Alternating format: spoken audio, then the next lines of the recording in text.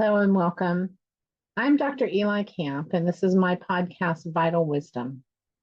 This is where I talk about health, wellness, raising children, homesteading, and lots of other topics, all from a vitalistic perspective.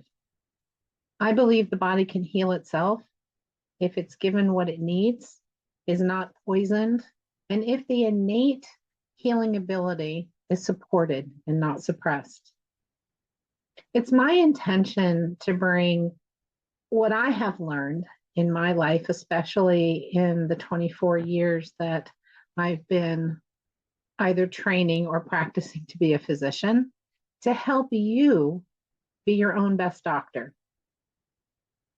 This episode is part of a 12-part series where I and one of my mentors, Dr. Letitia Kronenberg, talk about what we call the axioms of naturopathic medicine, of holistic medicine, really, of vitalistic medicine.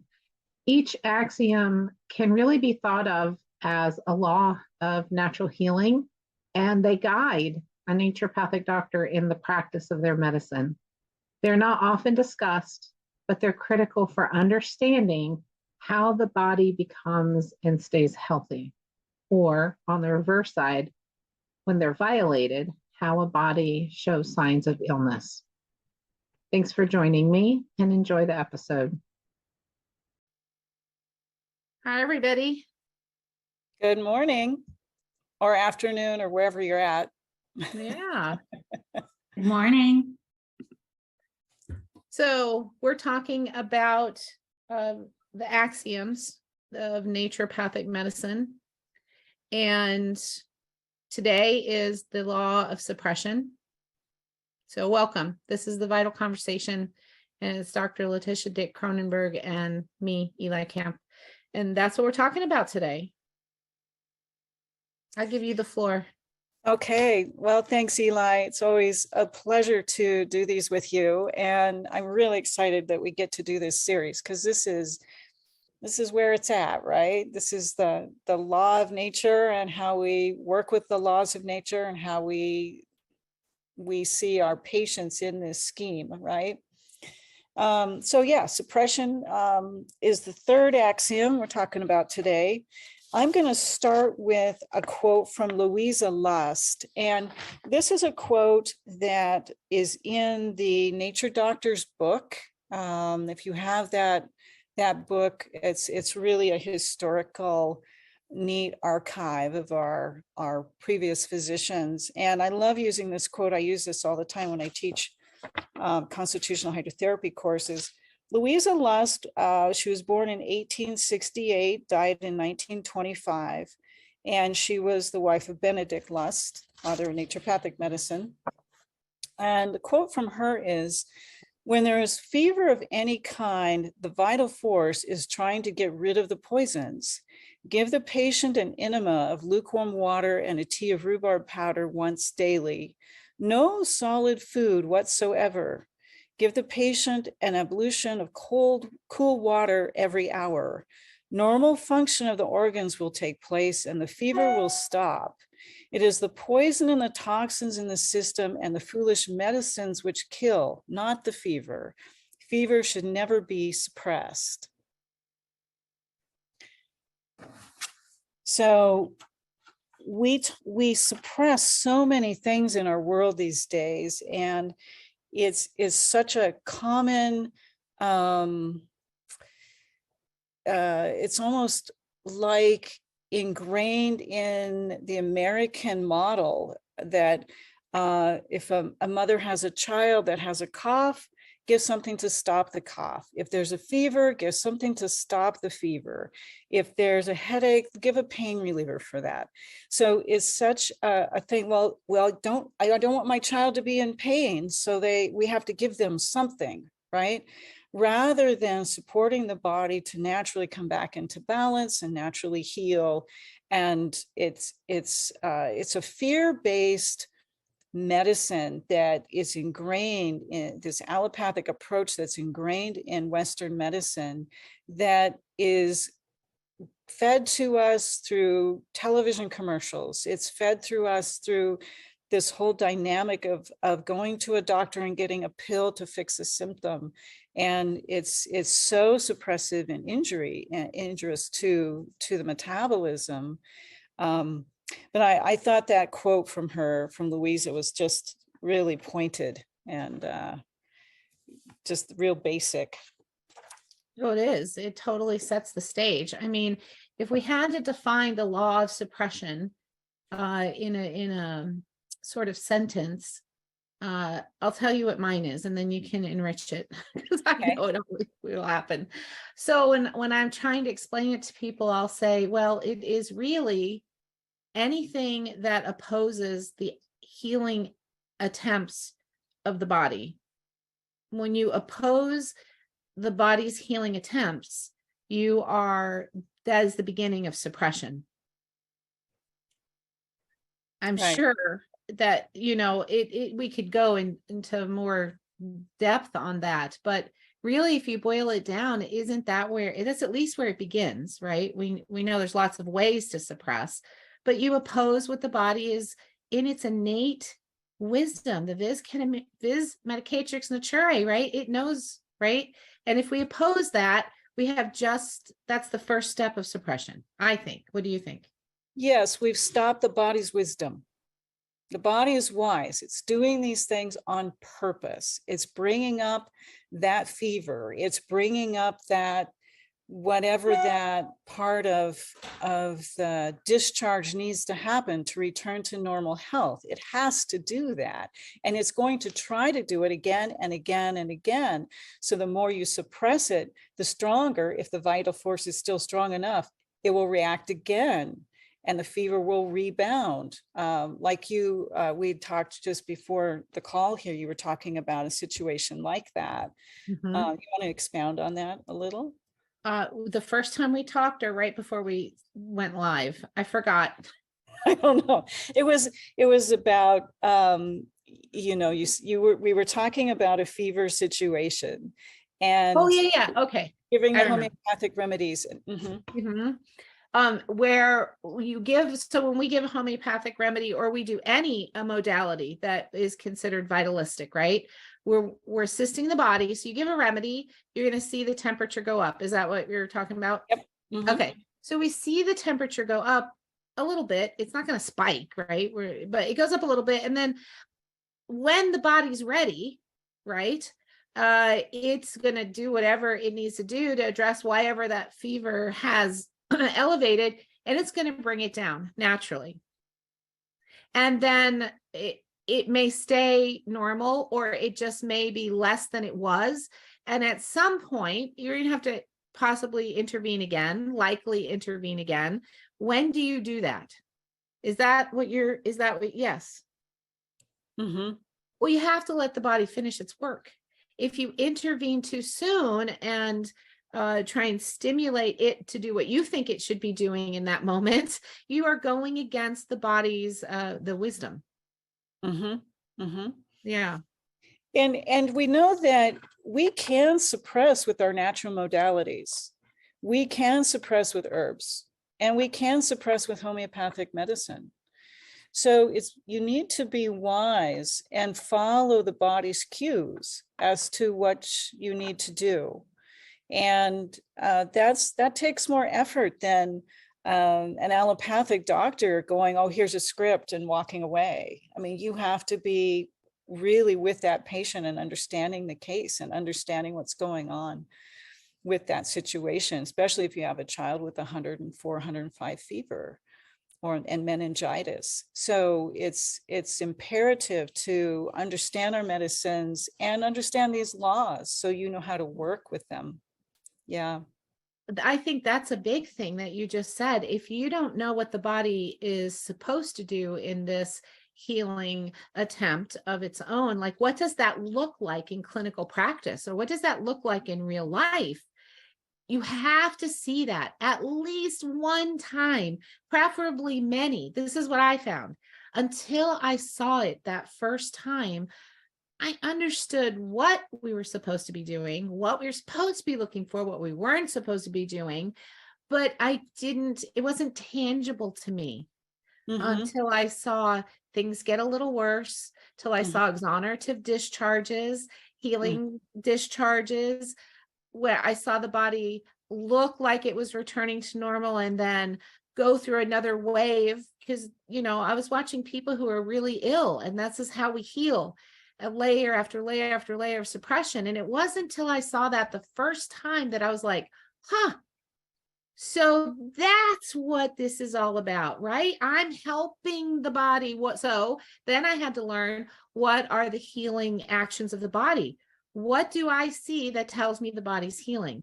Well, can I go back to that idea of the model in the America, especially in the United States, why it's so marked? So it'll be quick, because I know we want to talk about cases too, but I think it is so marked here in the United States because it's fast and easy. Suppression gives you immediate results. Right. And I think this is why Pasteur became, other than the fact that Pasteur was favored by the King of France, and you don't irritate the king's friends, but this is why he was so popular. Even though he held no credibility with his peers, he was not admitted to the Academy of Science till the end of his life. He had very poor peer review, and he left a trail of illness and disease behind him wherever he went. Just read about the early days of TB and the early days of trying to get the huge grapevine infestation under control in France. Pasteur was in the middle of that, along with Béchamp. So we can compare Pasteur to Béchamp. He was an excellent scientist, held in high esteem by the Academy, and he seemed to follow behind Pasteur, cleaning up his messes. He was there to help clean up the TB mess. He was there with the grapevines, and he fell by the wayside because he was a scientist. He wasn't an activist. He was, and because he was at odds with Pasteur, the king did not smile on him. And I think Béchamp's conclusions put the responsibility for remaining disease-free on the person and not the bugs floating around, which are always there, like Pasteur did. So I think that's how we got here. Yeah, suppression is quick and easy. It's miraculous. You take this drug and the symptoms automatically go away. And wow, isn't that cool? And look what we can do with these drugs. That doesn't bring resolution of the disease and healing. Exactly. Yeah. And I think what you and I were talking about earlier was that, before the call, was that most of the work we're doing is undoing all this suppression in our cases, our patient cases. It's like, well, how many surgeries, how many drugs are you on now? You're suppressing this and you're suppressing that and you're suppressing this. Now what do we do? And it's really hard to even see a clean homeopathic case because we're spending, working with, well, that's a side effect of this drug, and this is a side effect of that drug. And, most of my time is spent getting people off these drugs and getting them healing with hydrotherapy and things. And then you can see the remedy picture. Then you go, this is the situation, right? Yeah, suppression is so bad. In the early part of your practice, or even in your dad's practice, was it less unpeeling the suppressive stuff? And like in the last 5 or 6 years, to me, it seems like either people are becoming more aware that this is a thing and they're trying to figure it out for themselves, or we're seeing the long-term results of pharmacy and this kind of medical approach. Like, but mine are so many these days. Yeah, when my dad was practicing, things were pretty clear cut. I mean, people would come in maybe with chronic stuff that wasn't cleared by antibiotics. They still had infections and problems, and the antibiotics didn't work, or a few things like that. But, people weren't chronically taking antacids and weren't chronically taking antidepressants and weren't chronically taking all these other drugs. Now people come in to see me, they're typically on 3 to 5 medications. And proton pump inhibitors and something for sleep and something for, all these things. And it wasn't used to be that way. I want to go back and say something. You triggered a memory in me when you said something about infections. I don't remember. Anyway, let me go into this diatribe here. So my dad had it, or when you see it, when you actually see it for yourself as a doctor, Yes. it's like when that happens, it's like, okay, I get it, right? And so here is my get it moment. Well, my dad had a case he would lecture about. There was a girl who was marching in a high school band, and she had a blister on her heel. Well, it became septic. And when he saw her, she had a red runner up her leg. And so he started treating her. I think she'd taken an antibiotic and it hadn't worked or something. Anyway, so she comes in for hydrotherapies. He gives her remedies. He packs the wound with black salve, a drawing salve, and she starts running a fever. Perfect, right? You expect a fever. So she starts running the fever and he says, now it'll heal. She'll be okay. And within like 3 days, the fever broke and the wound had nearly cleared up and the sepsis was gone, etc. So I had that case in mind when I had this girl come into my practice, and the mom said, we've been to urgent care, and she's a dancer. She takes dance classes, and she was dancing around her living room, and they have fairly shag carpet, and she stepped on something barefoot and it went up into the heel of her foot. Well, they'd gone to urgent care and they had tried to get this out, whatever this thing was that was jammed up in her foot. And they go, well, we can't get it out, but here's an antibiotic and you have to go see a foot surgeon. Well, the foot surgeon says, well, we're going to lance her foot. We're going to, really destroy that muscle. And she'll probably have a problem with her foot all her life because we have to cut this open. And the parents were like, we're not doing that. So they come to see me. Well, at this point, there's a septic wound, this big on her heel. The foot is swollen and hot. She can hardly walk on it.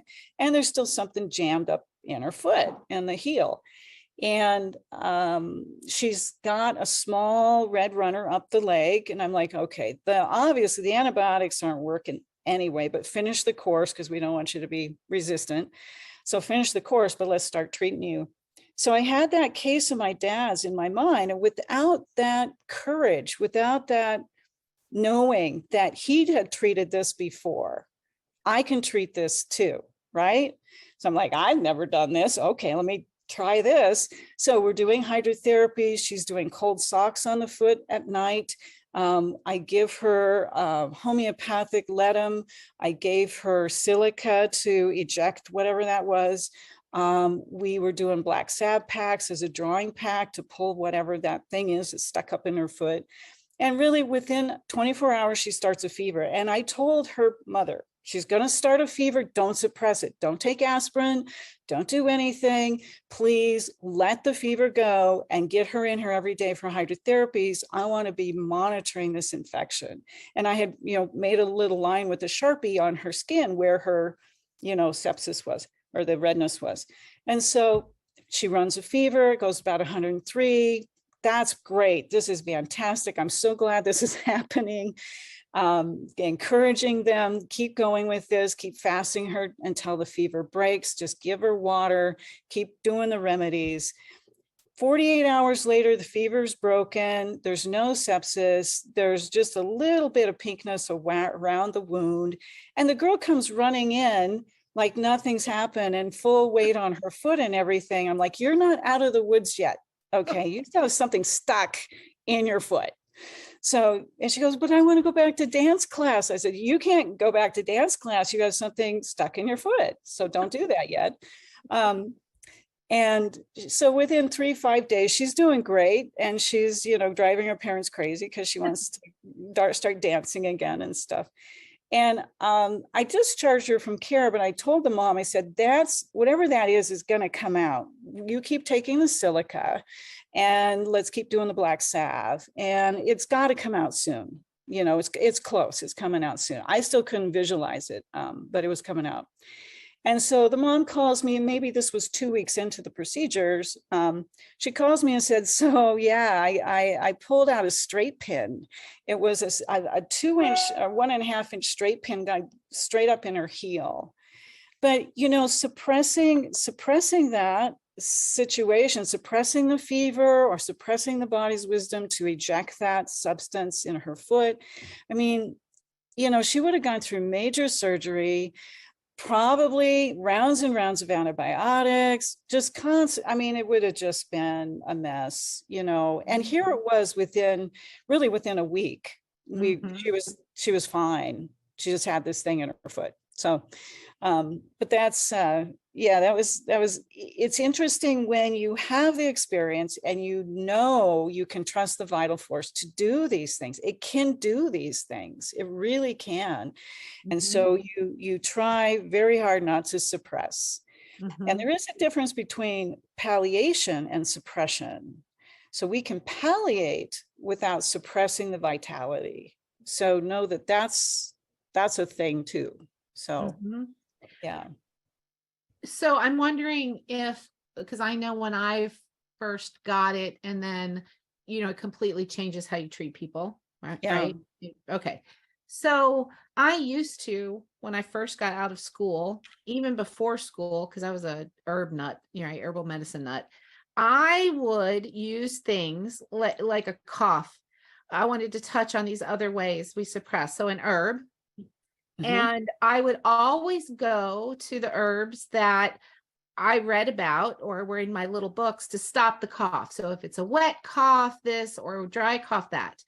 And then, of course, we learned herbs through naturopathic school and great conferences. And every once in a while, somebody at one of the conferences would say, you know, we're not really trying to stop the body from doing this. So when you choose your herbs, you want to support the body and what it's already doing. But that was just mentioned here and there.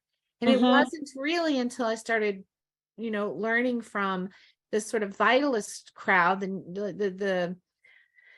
the idea that, okay, well, if the body's coughing and trying to get rid of something, what kind of herb would we do, right? How can we support the body in expelling? Well, we thin the secretions so they come out more easily. We support the detox of the body. We, you know, make sure they're breathing. We make sure that the form and function, right, of their body is supposed to be there.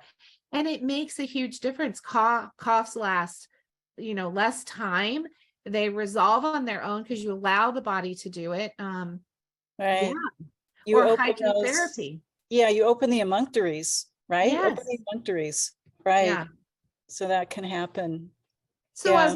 I wasn't poisoning the body with pharmaceuticals or lab-made medications when I was trying to stop the cough, but I certainly wasn't doing that, assisting the body to heal itself. I was suppressing.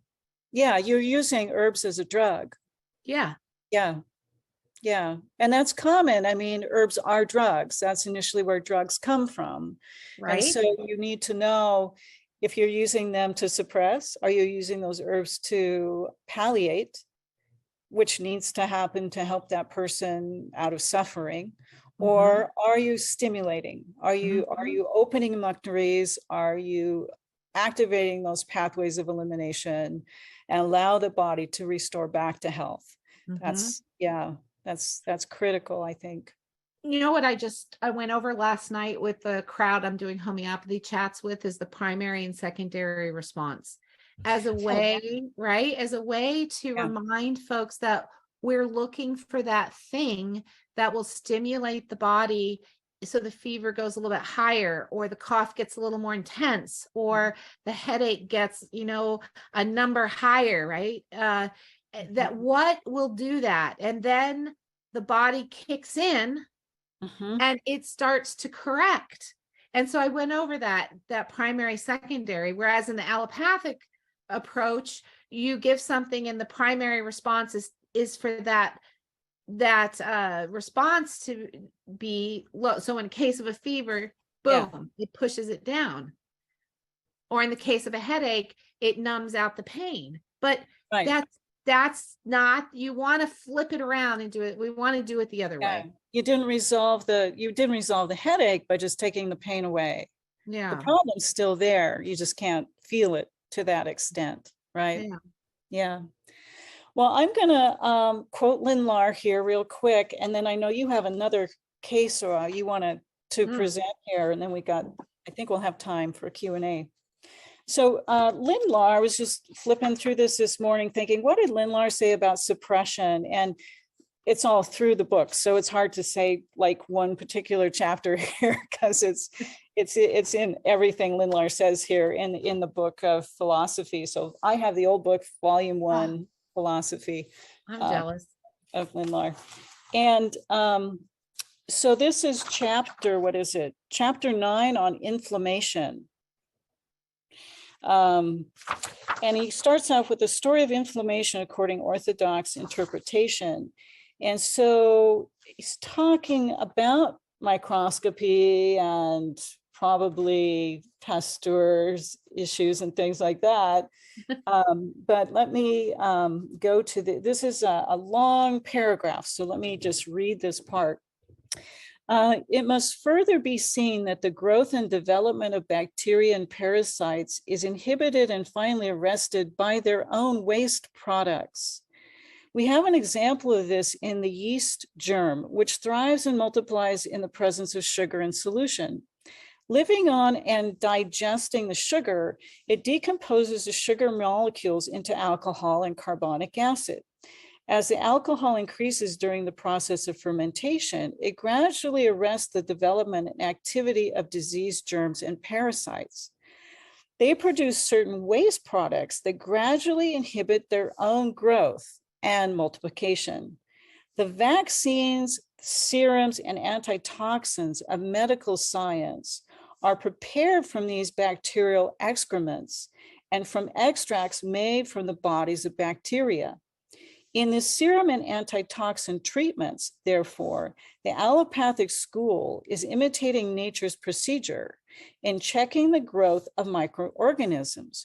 But with this difference, nature does not suppress the growth and multiplication until the morbid matter on which they subsist has been decomposed and consumed, and until the inflammatory processes have run their natural course through the 5 stages of inflammation. While serums and antitoxins given in powerful doses at the different stages of diseases may check and suppress germ activity and the process of inflammation before the later have run their natural course and before the morbid matter has been eliminated. That's suppression. You have suppressed that morbid matter into the tissue. And now the disease changes. Now you don't just have the strep throat. Now you've got the heart condition and everything else that goes with it, right? So besides that, these powerful poisons cause permanent injury to the cells and tissues and organs of the body, which frequently results in a serious chronic after effects or the mysterious sequelae of medical science. There is no excuse for resorting to these doubtful and dangerous agents in the treatment of inflammatory processes when nature cure methods will produce satisfactory results in a simple, natural way. I'm so glad we recorded that. Right? Lynn Lahr is amazing. I mean, that is exactly what happens. You cause the body to still, you stop the symptoms, but the morbid matter is still there. That toxemia is still there.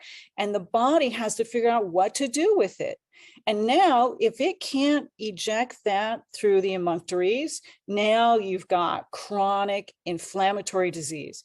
Now you have to treat an arthritis, or now you have to treat a chronic lung degenerative emphysema. Now you have to treat cancers or tumors, because the body then has to store that toxin somewhere. It can't live with it there, so it puts it somewhere, right?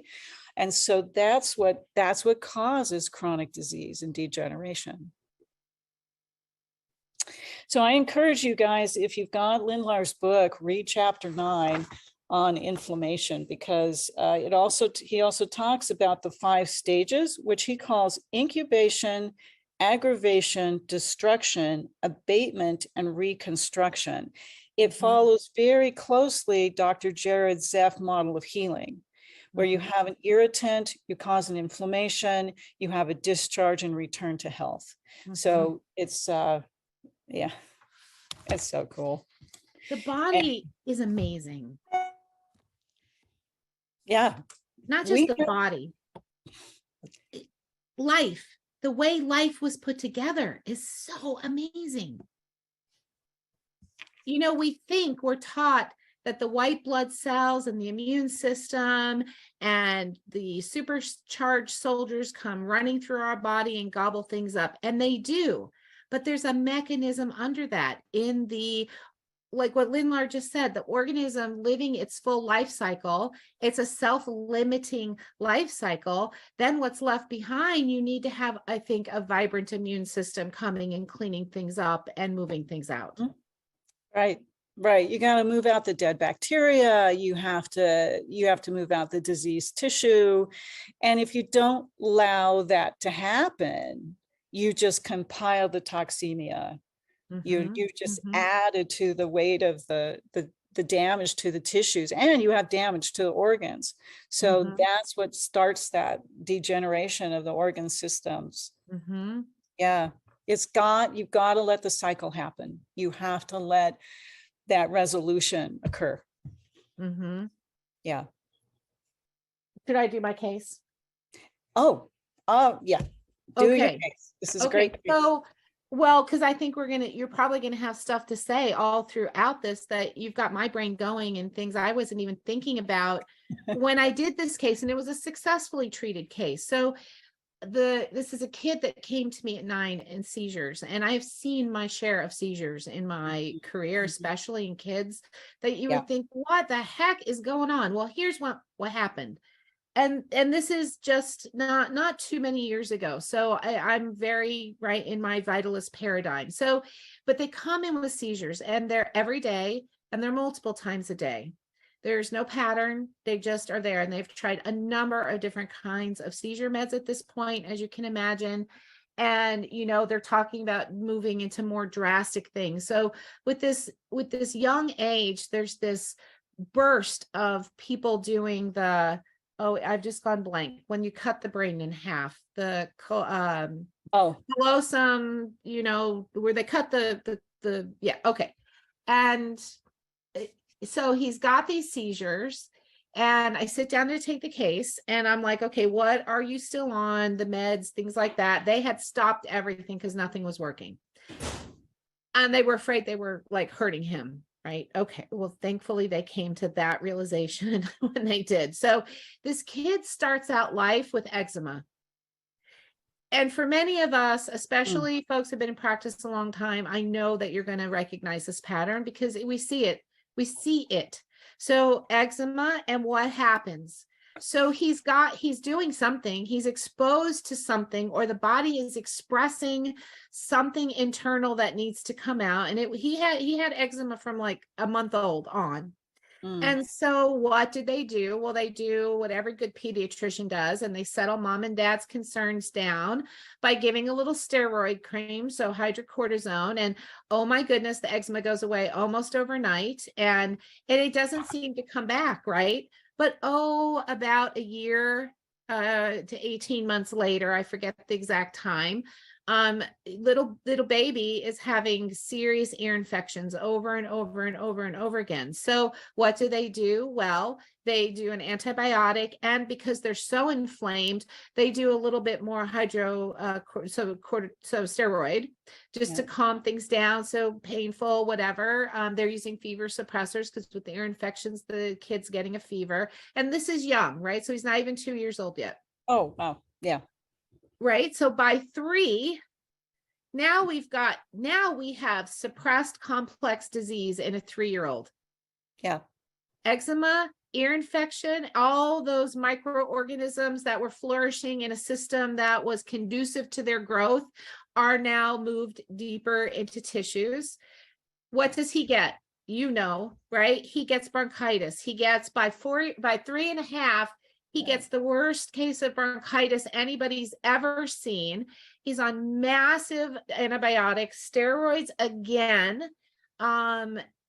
Then he gets that turns into pneumonia, and he's in the hospital for like 45 days because he keeps crashing. Gets out. He's had, I can't tell you how much steroid and antibiotic heavy duty stuff. What is the next thing that happens? By 5 years old, this kid is diagnosed with IBS, and they want to put him on lifelong steroid treatment, right? Low dose. Right. Then he's in school. He started school and he's diagnosed with ADD because he can't sit still. Why? Because he's a partial person. He's missing most of his bacterial flora. There's so much disease deep in his body. He's finally diagnosed at 7 with severe depression, and they want to start him on antidepressant. As a 7-year-old. Yes, as a 7-year-old. Wow. It was approved. So Dad says, something's not right about this. I want to stop everything. Well, shortly after that is when the seizures start, and they finally found their way to me through however the universe works. And I said, we have a very severe case of complex disease, toxemia, and I believe we can restore your 9-year-old in way less than 9 years to a very balanced, healthy child. I think he was still very vital, right? And the journey back, I won't go into depth in that, but the journey back followed Herring's laws of cure. Yeah. To mostly, like, I think we may see something that has been going on deeply that's more important that clears first. Like, just the visible things don't always heal in the reverse order. You have to remember what you see started right deeper, right? We have to remember that. And so mostly to the laws of the backwards progression. His ADD, so his depression cleared really fast. The depression, still had seizures. I don't know at what level we made the disease so bad, the suppression and toxemia so bad that it kicked the seizures in, but the seizures did not go away first. It was the depression and the ADD and an improvement in the IBS, the bowel function overall. Like that's when the seizures started to resolve, and it took a few months. Yes. And then he got bronchitis. It didn't turn into pneumonia. It did. And then his ears, which had tubes in them, just wicked ear pain for 3 or 4 days, even though the ears looked normal. And then he had eczema for almost 3 months. And let me tell you, walking the parents through these stages, because he was cured of eczema when he was a baby, and now you've brought it back. And I was like, exactly. He wasn't really cured. It was just suppressed to a deeper level. Yes. Yeah. So I did a follow-up today. Yeah. Oh, good. Yes. So I called them. It's been a couple of years. No seizures, no eczema, no sinus stuff, no ears. This kid is zooming along and takes his remedy once in a while if his life gets stressful. Oh, that's fantastic, right? Hydro, Carol, you ran the test for me years ago. Okay. Hydro at home, right? Minerals, did some nutrition balancing, and of course did a homeopathic remedy, which I couldn't get for probably the first 4 months of the case. Right. That's the problem, is the suppression is so deep, you can't see the symptoms. And a lot of times I'll have patients on the hydrotherapy table and they'll go, I'm having this thing. It was kind of like, this reminds me of when I had this other thing. Is it going to get like that again? I'm like, oh, wait a minute. Okay, what are your symptoms? Because now I can actually see a case. I can see a case, right? Right. Yeah. So they were believers. Mom has decided to go to naturopathic school. Well, she's been there a year. You might imagine what our emails are about. But I just encourage her, get the basics, get the science, learn the modalities. And when you get out, just plan to spend a year doing some rotations with people, and Yep. you'll be fine. You'll be fine.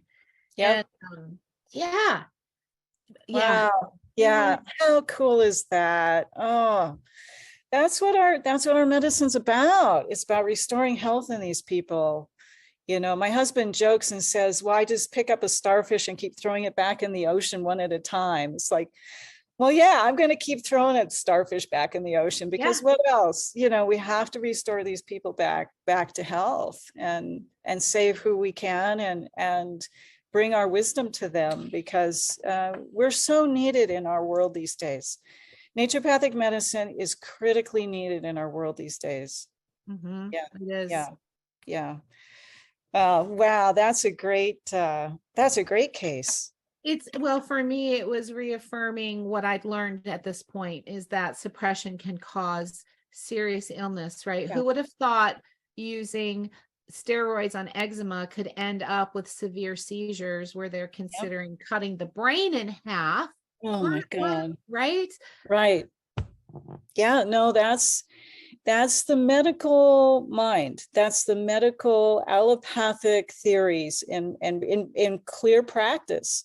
You know, Jim Sensenig would say that the medical profession has not advanced in 200 years. They have different, you know, modern technology, but the philosophy and the basics of allopathy has not advanced at all. They still want to cut things. They still want to poison things with poisonous medications. They still want to suppress, and if things don't work, we'll just cut those troublesome body parts out, as Rick Kirshner says. So it's they have not advanced in medicine. We have not had a major advance in medicine in 200 years. No, and we're thankful, right? I know I'm thankful for some of the modalities or the therapies that they have at their disposal that can preserve life that might otherwise end prematurely. It is amazing what they can do with open heart surgery. Yes. It is amazing what they can do with some of these things. I just had a little patient with a heart transplant. My God, amazing stuff. But the technology has advanced. Yeah. But the philosophy and the modalities basically are the same. They just have fancier ways to do it now. Well, I'm hoping the butterfly effect takes over, and one of those starfish that you toss back in the ocean, or one of those, right? One of those people that I send home with a bottle of little white pellets that most people think are voodoo. Something is going to awaken within allopathic traditional teachings, I think, at some point, like the pendulum. It's got to come back to center. It has to, because otherwise they're going to kill everybody on the planet.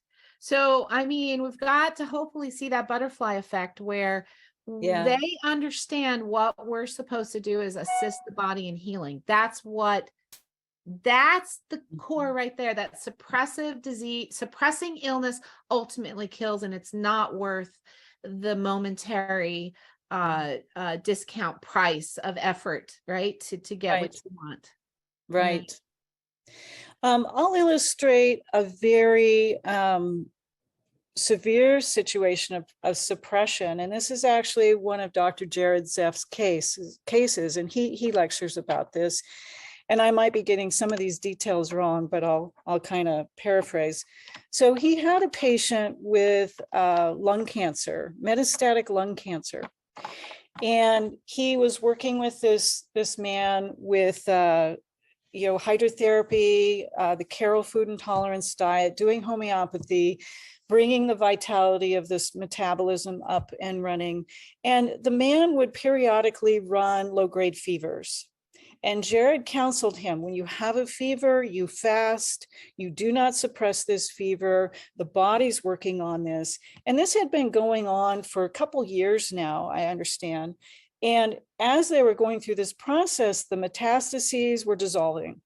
The tumors, the primary tumors in the lungs were going away.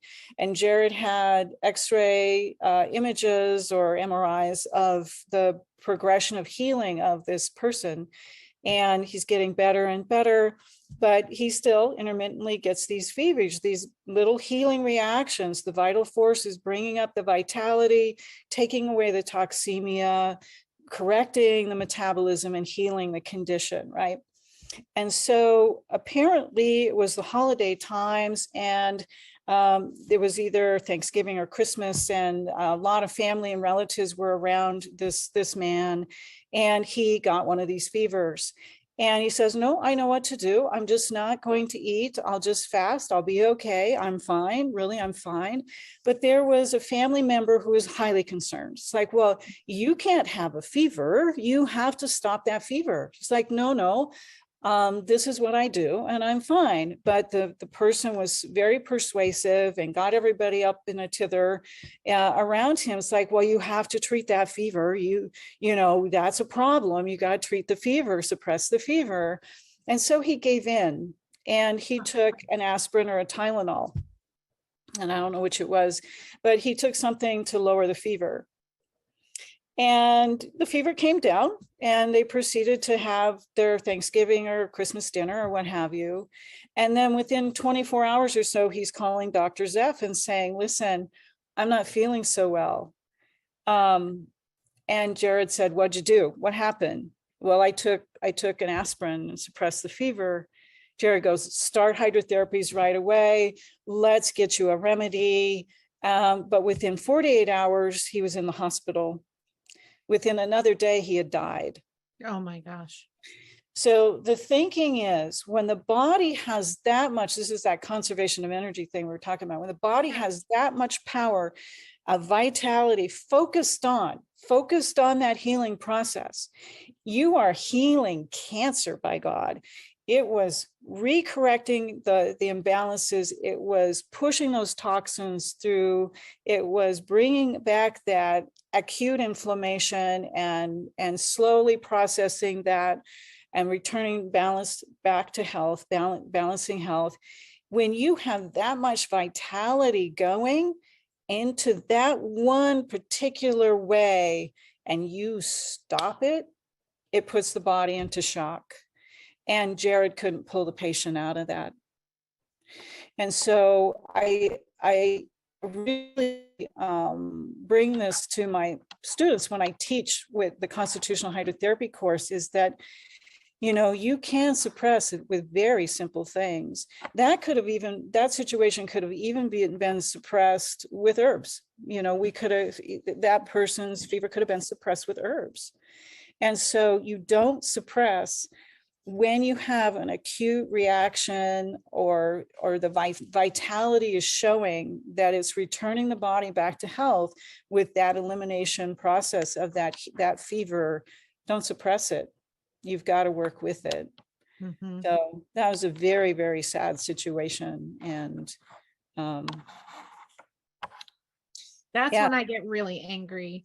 Yeah. That's when I get really angry at pharmacy companies, and when medicines become about money, and when even just the basic principles of how the body heals aren't taught to every single doctor, no matter what kind of medical school you go to. I mean, this is probably, what is this? The cost to come in me, the injustice of it. Yeah. Right. Right.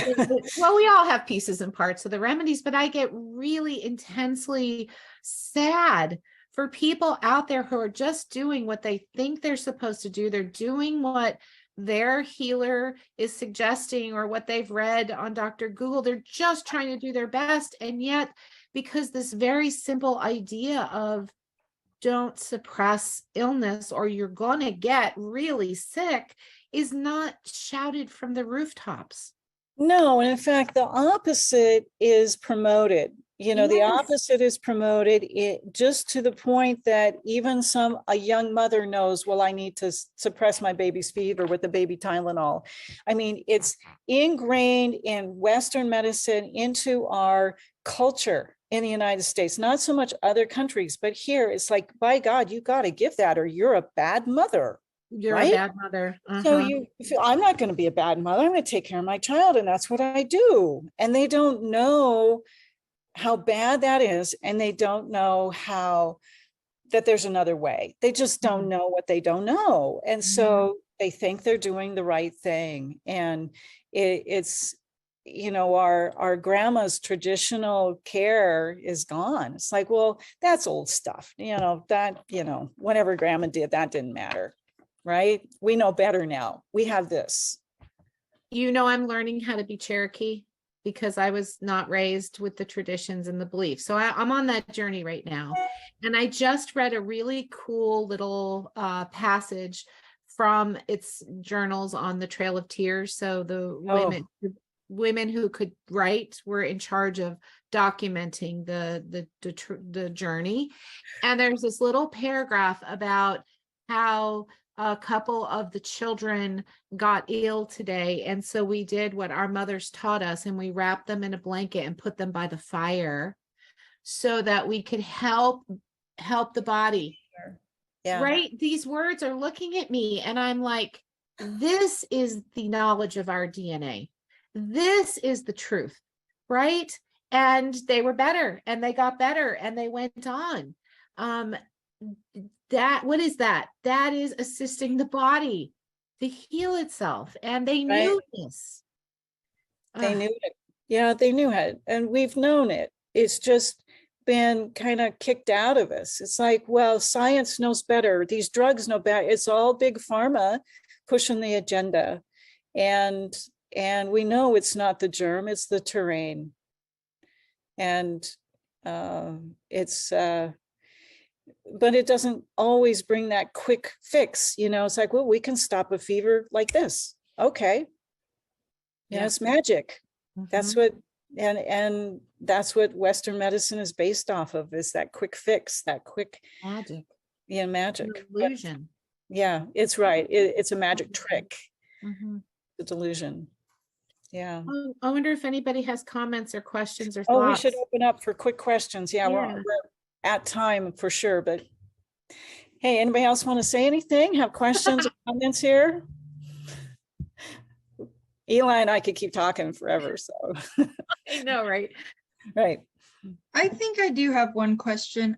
Could you talk about a situation, like have there been any situations in either of your practices where you found that suppression was necessary? And if so, how did you come to that conclusion? Wow, was suppression necessary? Yeah, well, I could use my personal case if that's okay. I have many of them in practice, not many. Well, 2018, right? I ended up in the hospital because I thought I was having an appendicitis attack and I just wanted a test so that I could figure out what remedy to take if it was appendicitis and all that stuff, whatever. It turns out I had a UTI, which they didn't tell me I had, and a kidney stone, which they did tell me that I had. And because I didn't know I had a UTI, I wasn't treating anything, right? I wasn't supporting my body with some good urinary herbs or anything like that. Well, I had a barbed kidney stone and it was tumbling down my urethra and it was nicking the inside of the tube. Well, I have this high bacteria count and now I have open source right to my blood from within inside the urethra. I went septic. And they sent me home with a bag of medications, whatever, which my husband was freaking out. He thought I was going to die. He just put them in me. And I was so incoherent. I was in and out of it, right? My platelet count was falling, all that stuff. So I ended up back in there with like a platelet count, very low. I don't remember now what the numbers were. And they had to put me on antibiotics. Like there were ways it could have been treated, but in Oklahoma, in Norman, Oklahoma, on Christmas Eve, there isn't anybody around that I could have gone to. I'm sure that I could have been pulled through with hydro. I think I could have been pulled through with the right remedy, because ultimately I think it was the homeopathy that Dr. Messer prescribed for me, which is why I'm still here, because I was in bad shape by the time he gave me that remedy. But I had already been in, they had put me on the IV antibiotics. They had put a stint in to try and let the stone come out. I mean, I don't even know what kind of concoctions I was on. It was awful. I had to sign special releases to be on some of these meds. So that was all suppressive. And the next 2 years of my life working with Messer, working with Sensenig, and doing the things I knew I needed to do, I had to undo all of that damage, but I wouldn't be here today without that. So that's an example from me. Right. Yeah, sometimes if you look at that therapeutic order, sometimes you need to do these things, and don't be ignorant of that. We often have to have people hospitalized. We have to do these aggressive therapies, whether they're right or wrong. Some of them are more beneficial than others. But what I always tell people is when you get out of the hospital, then you're coming to see me because I'm going to repair and rebuild your metabolism. So that's what you have to do. And last year I landed in the hospital for 4 days. Not a place I want to be, but it's what you have to do to get through the crisis at times. And then you come out of it and then you do our work, then you restore back to health. So that's the missing part that allopathic medicine doesn't talk about. They do the strong interventions, but they don't know how to support the body to do the healing, really. You just heal by accident, otherwise. So. Yeah, thank you both. That's Well, helpful. I can think of just quick things too, like if somebody's temperature was so high, 106, 107, something like that, and mom and dad are absolutely freaking out, I very well might say, okay, we have to do this, but let me tell you, the minute we do this, we've just doubled the time to get better. If we can make it through this little blip, it's going to all be over really fast. But if you can't handle that emotional wave that you're going through in this moment, whether it's for your kid or for yourself or for someone else you care for or love, sometimes for the mental state of being, I have said, oh, we'll do this. We're suppressing, and it's a longer journey, but I'm not sure you're going to make it if we don't do this. Yeah, there are times when you do suppress, but just know that you're doing it and you're doing it intentionally.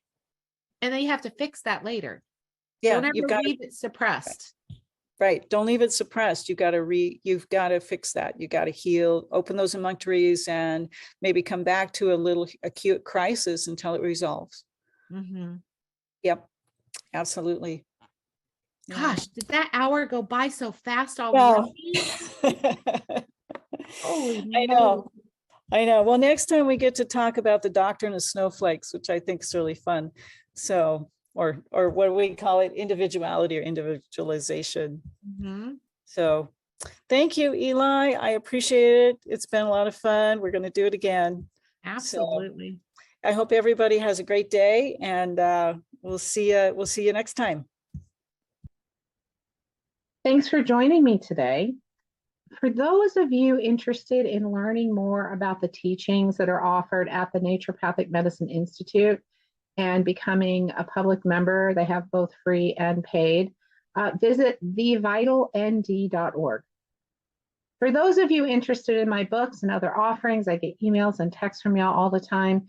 Here's just a short summary where you can find them. The Unvaccinated Child is a book. It's a resource guide for parents and caregivers to navigate childhood illnesses in a natural and healthy way. The intended group was the unvaccinated population, but it turns out it's an important resource for vaccinated as well, since we know vaccines do not necessarily prevent the illnesses. Smoke Rings is a book I wrote to help smokers. It is judgment-free. It doesn't matter to me what choice you make in your life, but if you're a smoker, love a smoker, used to smoke, continue to smoke, trying to quit, it doesn't matter. This book helps you be your healthiest version along any step of the way. My most recent book, Homeopathy, A Foundational Approach. This is a great book for someone, whether they're a complete beginner or they're already practicing homeopathy. It starts at the beginning and guides you through the basics and into first aid and acute practice and prescribing, so you can start using homeopathy right away. My workshops and courses can be found at either ecampnd.com or longshadowsranch.net. Again, thank you for joining me. Thank you for your support and have a great week.